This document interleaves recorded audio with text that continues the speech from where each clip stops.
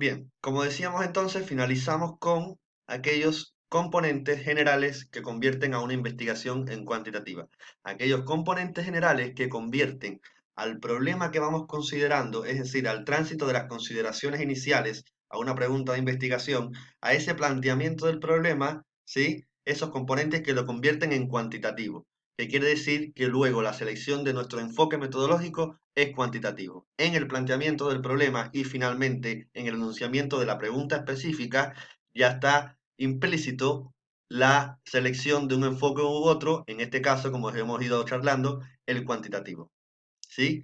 Implica un problema de estudio delimitado y concreto, atendiendo a la posibilidad de observar y medir lo que se estudia, es decir, las consecuencias observables, con una pregunta de investigación específica en relación a esa especificidad del trabajo empírico. Implica conceptos que puedan ser medibles, es decir, conceptos cuyos indicadores, cuyos componentes, cuyas partes puedan ser medibles en la realidad a partir de algún criterio, los que fueren. ¿Sí? Hablamos del tema de ingresos como para poner un ejemplo. ¿Sí? Si el concepto es desigualdades sociales, un indicador puede ser el ingreso familiar, el ingreso individual, el ingreso de familia. ¿Sí? Entonces, implica un concepto que pueda medirse. Con el planteo del problema y la revisión de la literatura se construye un marco teórico, ¿sí? Recuerden que hablamos de que hay un primer acercamiento a la literatura en la cual conformamos un planteo del problema y una pregunta de investigación. Eso sería nuestra introducción. Pero después, a partir de ese planteamiento y esa revisión de la bibliografía, se construye un segundo capítulo que sería el marco teórico.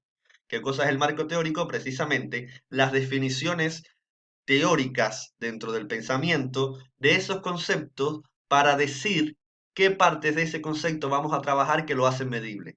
¿Sí? Por tanto, hay una teoría que habrá de guiar al estudio. Esa teoría que estamos hablando, con el concepto principal y los factores para medir, han de guiar a ese estudio, de la cual vamos a derivar hipótesis, ¿sí? Es decir, a partir de esa teoría vamos a decir que la relación se establece de tal o más cual manera, y luego vamos a ir a la realidad a ver efectivamente si esa relación se corrobora o no se corrobora. Y la veracidad o no de la misma mide el valor explicativo de la teoría. Es decir, una teoría para el enfoque cuantitativo y para el paradigma positivista es válida, ¿sí? Y se afina en tanto se mida. La no corroboración de la hipótesis no implica deshacerse de una investigación, todo lo contrario, es un aporte. Implica que en ese contexto no es ese valor el que mide a ese concepto. Pero luego, en términos de pensamiento social y en términos de aporte al paradigma, ¿sí? Esa teoría no es válida para continuar otra investigación. Ese es el valor que se le asigna a la velocidad o no de la corroboración de la hipótesis. La recolección de los datos se fundamenta en la medición, como decíamos, es decir, la recolección de los datos quiere decir ir al campo, a encuestar a las personas.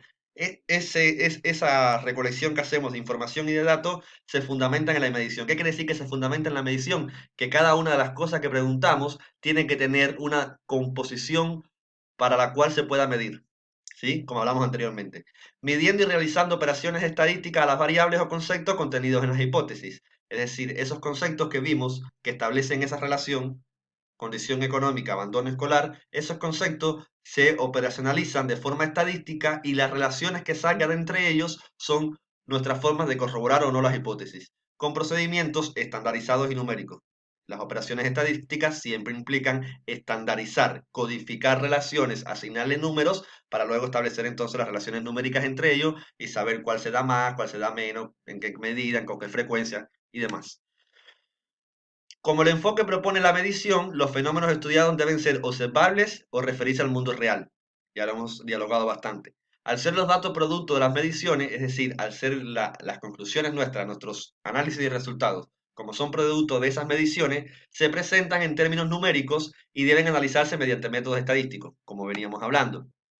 Los análisis cuantitativos se interpretan a la luz de las predicciones iniciales, hipótesis, y sus estudios previos, teoría. Es decir, esas mediciones que hicimos no es que fuimos a preguntar a ver cómo se manifestaban, qué formas asumían, qué otras formas de darse tenían. No, es que se interpretan a la luz de las predicciones que hicimos en el marco teórico.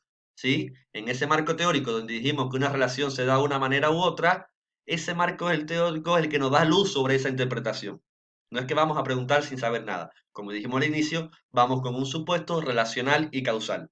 Y la interpretación, y esto es una conclusión muy importante, la interpretación constituye una explicación de cómo los resultados encajan en el conocimiento existente. Quiere decir que si refutamos la hipótesis o no lo refutamos, lo que estamos diciendo es cómo esa interpretación de esos datos específicos en ese contexto en Paraná encaja o no encaja en el conocimiento que ya existe sobre el abandono escolar. Esto es digamos, una conclusión y una propiedad del enfoque cuantitativo y del paradigma positivista. El resultado que se da, la medición que se obtiene, es al fin y al cabo una explicación de cómo ese resultado encaja o no en ese conocimiento que ya existe. Pero no se busca la multiplicidad de las condiciones, ¿sí? Entonces, un esquema que no es para tenerlo ahora, no es para querer tenerlo de una vez y para siempre, sino un esquema inicial sobre el cual vamos a volver en el segundo cuatrimestre, como le decía, de una investigación cuantitativa es el siguiente, ¿sí? Resumiendo lo que hemos dicho en esta clase sobre cómo se construye un problema de investigación cuantitativa y cómo se va desarrollando. Tenemos unas consideraciones iniciales, ¿recuerdan? Ese proceso en el que nosotros vimos que algo estaba pasando, vimos que alguien, que las personas que abandonaban eran de condiciones económicas favorables o de condiciones económicas desfavorables, e intuimos que hay una relación ahí. Esas son las consideraciones iniciales. Luego hay un proceso de construcción del objeto de estudio, donde nos acercamos a la bibliografía, construimos las categorías, las vamos cerrando, las vamos armando, y luego construimos un problema de investigación que lleva una situación problemática, una justificación de la investigación, una relevancia y una pregunta de investigación. A partir de eso, que sería lo que conocemos como introducción, estos dos pasos serían lo que conocemos la introducción, damos el paso 3, que es un marco teórico, que son las definiciones de esas variables que están dentro de la pregunta. Condición económica y abandono escolar. Las definiciones que tienen y las definiciones que permiten medirla. Esas partes, esos componentes, esos miembros de esas variables que nosotros vamos a seleccionar para poder medirla. A partir de ahí establecemos unas hipótesis, que son las relaciones empíricas derivadas de la teoría, que explican y son medibles, es decir, estas variables que vimos acá, que conceptualizamos en sus formas medibles, construimos hipótesis. Decimos que una hipótesis implica decir que a mayor condición económica, menor probabilidad de abandono. A peor condición económica, más probabilidad de abandono. Eso es una hipótesis que se deriva del análisis teórico.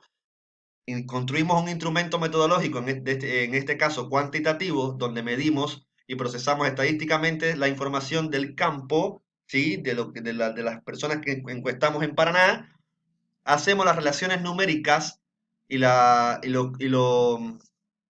eh, y las codificaciones estadísticas que corroboran o no esta hipótesis, este paso 5 que vimos acá.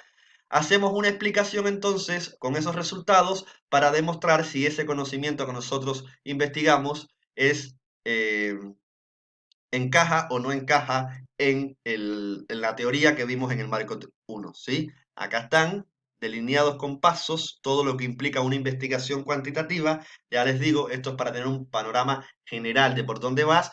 Nosotros nos interesa ahora particularmente estos tres puntos, que son estos dos pasos. Consideraciones iniciales, construcción del objeto, problema y pregunta de investigación. En eso nos vamos a centrar, ¿sí? Tenemos que saber que este es el proceso en general, pero no vamos a abrumarnos por el proceso porque para eso tenemos todo el tiempo.